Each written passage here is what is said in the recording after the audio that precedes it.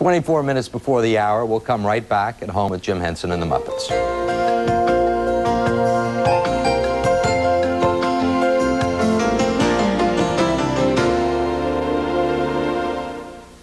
Every Friday at this time, we visited home with someone special, and boy, do we this morning. This morning, we're spending time with the man who, 35 years ago, took his mother's old green coat, a couple of ping-pong balls.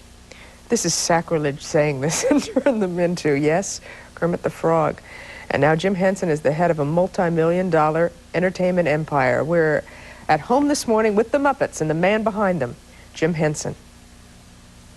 It all started in the mid-50s with a 5-minute television show, Sam and His Friends.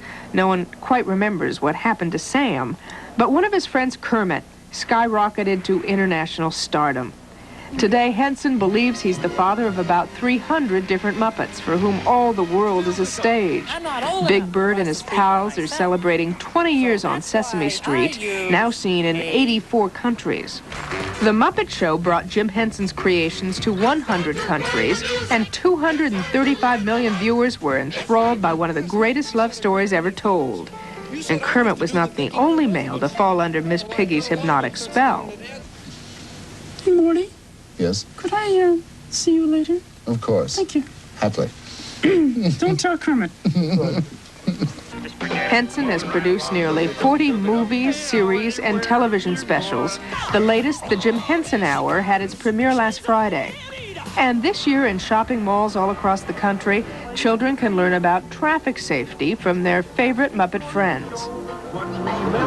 Home for the Muppets, and much of the time home for their creator, is this somewhat ordinary building on Manhattan's Upper East Side. It is known as the Muppet Workshop, and that's where we find Jim Henson designing this morning. Good morning, Jim. Good morning, Kathleen. Now, are you sketching ideas of future Muppets? Oh, sort of, although I was really just trying to stay busy to make it look like I was doing something here for you guys. I do rough sketches, but I have a couple of designers that are working with me that are so much better than I am that I don't design the characters very much anymore. Now, where are we? We're in the design area? Yeah, this is one of our building shops here, and we do a lot of the sort of a high-tech end of the Muppets here. But as you see, there are various and sundry people around. You say high-tech. It kind of goes against the principle of what all of these Muppets look like. You never think of technology. Some are more technical than others, you know. Here's a little hummingbird that we're just now doing in a thing about the rainforest, you know, we're doing. And he's got a blue rod going to him because this is one of the characters that we shoot against Ultimatte Blue. Oh, I see. Yeah, we did a show that I'm just now in the process of editing, and I'm so excited about it because we shot all the characters against Ultimatte, and we did all the backgrounds in what's called a paint box. You know the paint box? Yes, we have them here. Yeah, right. And so let me explain to the audience that actually a paint box is the similar thing that you see when we go to a commercial, and you see, in fact, Jim, right before the commercial, we put you in a paint box, and that's the little imagery that's created. Right. But we can use paint box to create a background for the characters that looks almost like animation. It's quite dimensional. And so we're combining that look with the Muppets in a way that I think is very exciting. Now, how much technology is in this room? I mean, you really just imagine the technology, don't you? I mean, well, the stuff goes down to another shop. Actually, I could, can we walk out to the next area? Oh, please. Because over here, we've got a lot more of the kind of radio control and things like that we've been working on recently. Ooh, what's that? This is Junior Gorg, for instance. Junior Gorg was one of the characters in Fraggle Rock. And this is a character that was worn, there was a performer inside of this whole rig. And the face is radio controlled. I can show you a little bit here.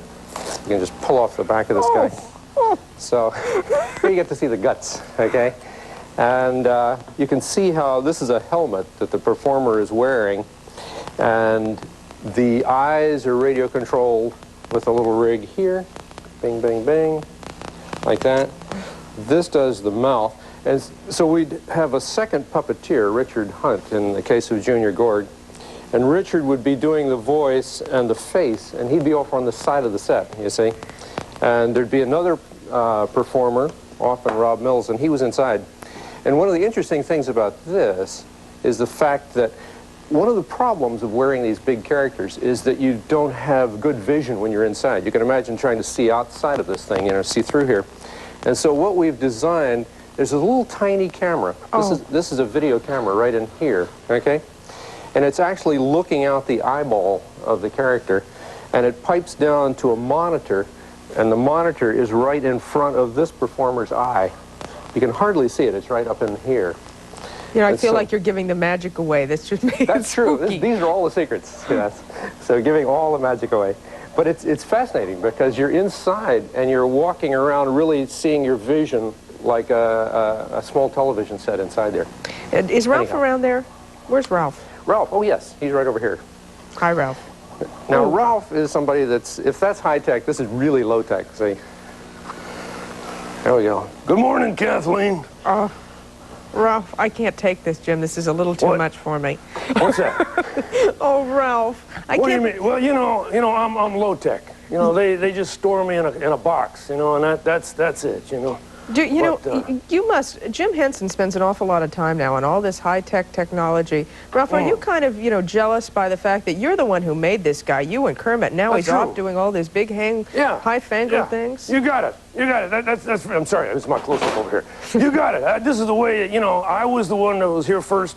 They don't need all this stuff. Who needs technology, Tell me something. Have you ever wanted to say something and Jim wouldn't let you say it?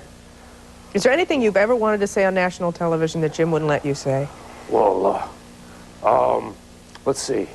I've said, S.O.B. That's it. Take the hand out of there. Oh, yeah. Well, that's what dogs talk about, You have to think about that.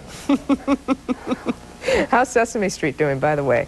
Sesame, oh, it's doing fine. We just had a special on the air a couple of weeks ago, which was their 20th anniversary.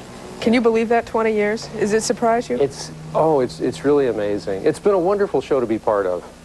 From the very beginning, it's been just a terrific show and something that we've all enjoyed working on, and something proud to be a part of, Well, we're going to take a break now. Oh my gosh, look at the eyes moving down on the left part of the counter. We have all kinds of other technical stuff here, too. We're going to return in just a moment with Jim Henson, the Muppets, and guess who's coming up? Kermit the Frog. It's 14 before the hour. We've been visiting with the man who created the Muppets, Jim Henson. We go now back to the Muppet Workshop on the east side of Manhattan. Jim, I see the chickens and Gonzo in the back there, but you actually have real children, real human children of your own, don't you? Oh, yeah, I have 5 of them. Are they ever jealous? Candice Bergen says that she was very jealous of Charlie McCarthy when she was growing up. Well, I think that was a very different kind of arrangement. With me, basically, I usually kept the puppets in the workshop, and the home life was really fairly separate. But I don't, several of my kids are sort of getting into the business. My son Brian is one of our major puppeteers for us in England, and Cheryl, my second daughter, is one of our designers, and my daughter Lisa's in the movie business. Taking after Daddy. Yeah.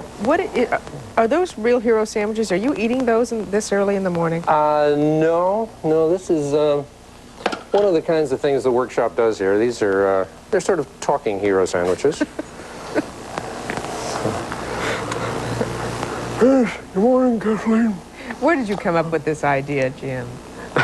I mean, and it just doesn't, do you just sit over lunch and you say, I'm going to make this hero sandwich talk? Well, we actually make all kinds of things talk here, and it's usually the need of a script. And that's, a script generally leads us into these things. We've done a lot of talking, almost everything for Sesame Street. But there is someone who really you didn't have a script for.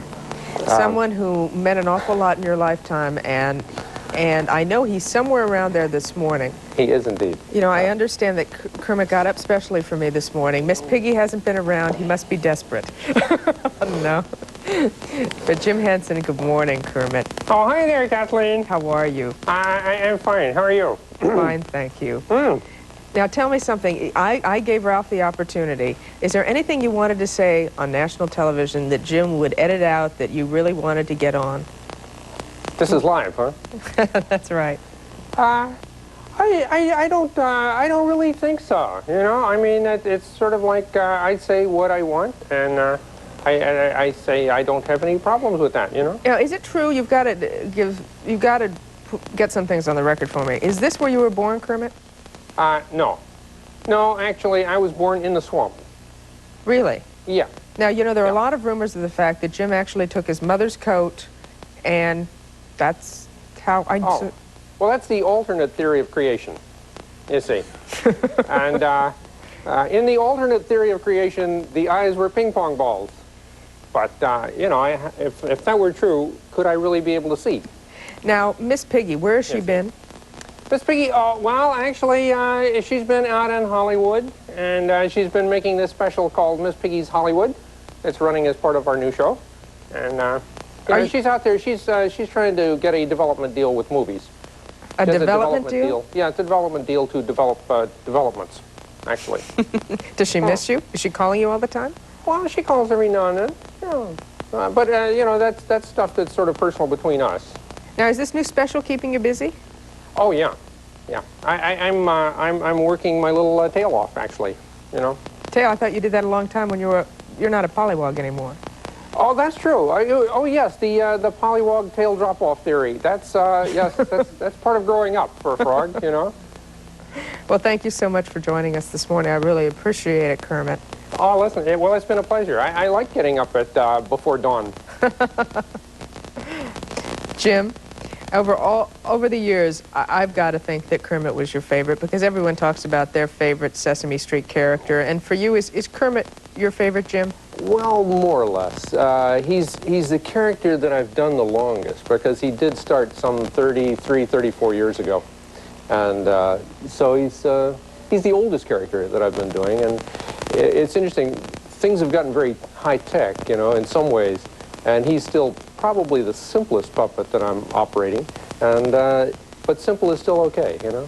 Jim Henson, thank you so much for sharing some of the magic with us this morning. And Kermit, thanks for getting up. Oh, listen, I enjoyed it. Thank you very much. Thank you. Bye-bye now. Bye-bye. Goodbye, Jim. Bye-bye, Kathleen. Next week, we're going to be at home with Mario Andretti. It's now 7 before the hour, and we'll be back. Oh, no, thanks. And we'll see you Monday. Bye-bye.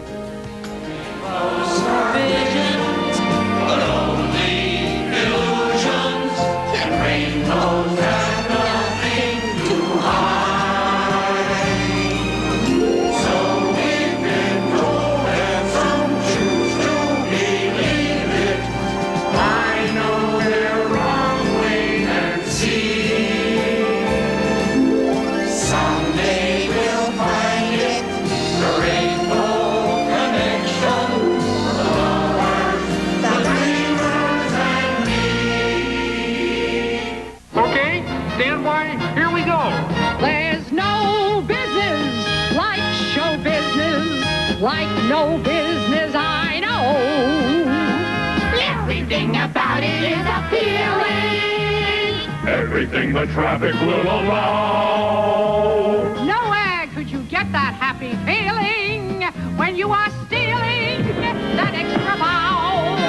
There's no people like show people. They smile when they are low. Even with a turkey that you know will fold, you may be stranded out in the cold, but still you wouldn't change it for a sack of gold.